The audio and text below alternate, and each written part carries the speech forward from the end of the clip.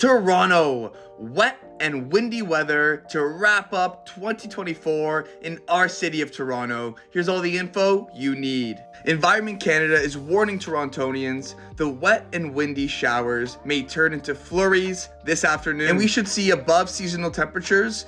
The temperature will be 4 degrees today. And here's a statement about the wet conditions and the melting snow in our city. And no pond hockey this week. Here's a quote about the concerns. So Toronto, let me know below. How are you preparing yourself for this wet and windy weather?